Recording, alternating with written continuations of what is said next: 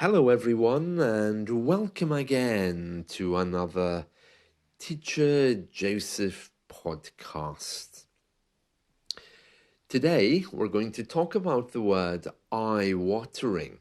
Now, that's all one word, eye-watering, and it's a little bit different from crying, because when you cry, you have an emotional response to something that's upsetting you. But when something makes your eyes water, it's not usually related to emotion. It's usually related to the intensity of something which has happened. For example, if you chop a lot of onions, they will be eye-watering. They will make your eyes water. If you go to visit an Indian restaurant, that can be incredibly eye-watering when you eat all of the spices. Some spices can be very eye-watering. I love Indian food, really delicious. Actually, this weekend I'm going to an Indian restaurant. When I go to an Indian restaurant, I love hot food. I usually just sit down and say, "Set me on fire, please." Yeah, I love that. Anyway, getting back to eye watering.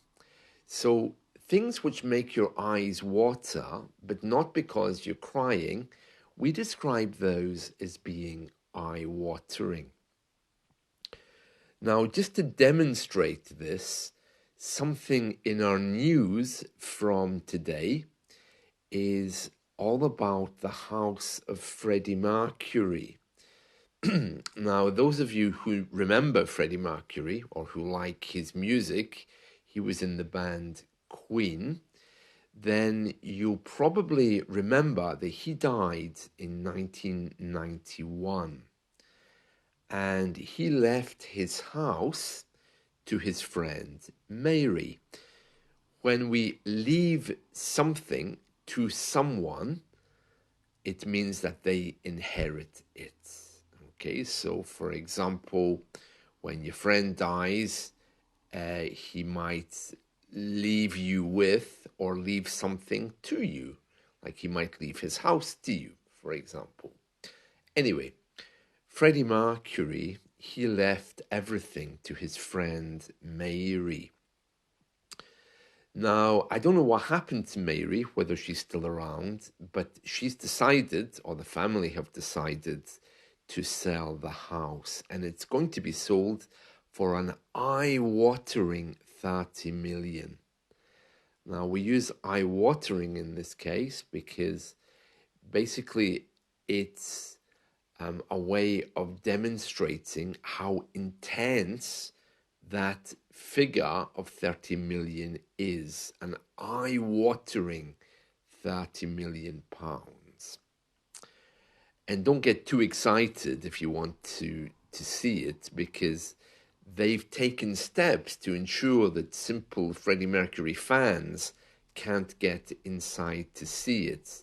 You have to prove that you have 30 million before you can get to view it. So there we are. That's Freddie Mercury's house.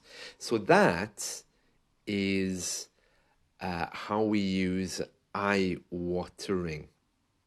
Now, another example of that might be I was watching sport last night, and one of the competitors had a serious injury. It really was eye-watering. I could feel the pain. So again, you're not saying you're crying because he had an injury. It's because you saw the injury happen and it brought about that intense feeling of, ooh. You almost feel it, and that is eye-watering. It filled your eyes with water. And there we are, eye-watering. Now, we use this a lot for any intense thing. For example, I went to the optician the other day, the eye doctor, and she had a torch and she was shining this torch into my eyes. It was really eye-watering. It wasn't painful, it wasn't emotional, but it was eye-watering. Now, our media use eye-watering a lot to describe high costs. For example, the cost of a meal for two people in a restaurant these days is eye-watering compared to what it was 20 years ago. So we're talking about the intensity of the figure, even if it's not named. So we could just say higher, we could just say shamefully higher, but eye-watering means it's so bad that it hits your eyes like chopping onions. You feel it, you know? Yeah, so yeah, that's Freddie Mercury's house. Actually, I remember when he died, Mary, his friend, she refused to tell anyone what happened to his remains. His remains, that just means his body. Now, I know that he was cremated, but no one knows what happened after that. So very, very interesting, very interesting. And she's never told anyone because they don't want his grave or the place where those ashes are to become a shrine. Because if you think of Jim Morrison, he's buried in France, and there's an endless trail of people go to his grave every day.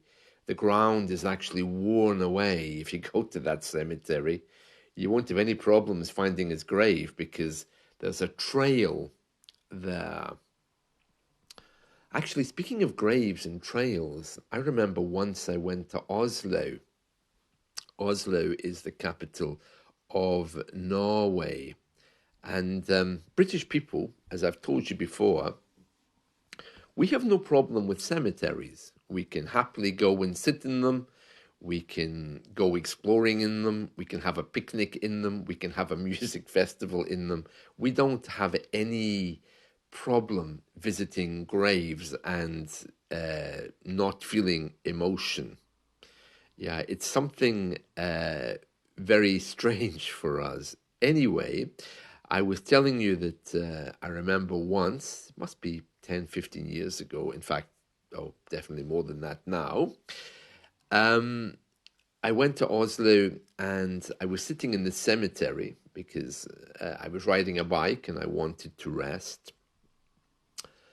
And next to me, there was this grave, and I saw people wandering up, looking at it and leaving, wandering up, looking at it and leaving. And I thought, oh, that must be someone quite famous. And I looked at the ground, and there was this track made. The ground was wearing away because so many people were coming to look at this grave. And I thought, oh goodness, I wonder who this is. And I got up off my seat and I went over to see who it was. And it was the artist Edvard Munch. You know, the guy who painted The Scream.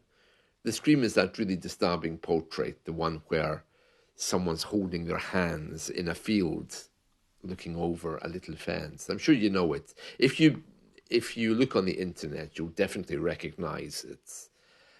It was a really bizarre moment.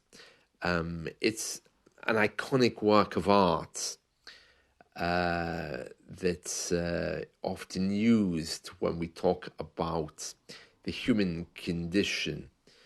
It has a figure with an agonized expression, and he or she's holding the hands up against the face, and there's an orange sky.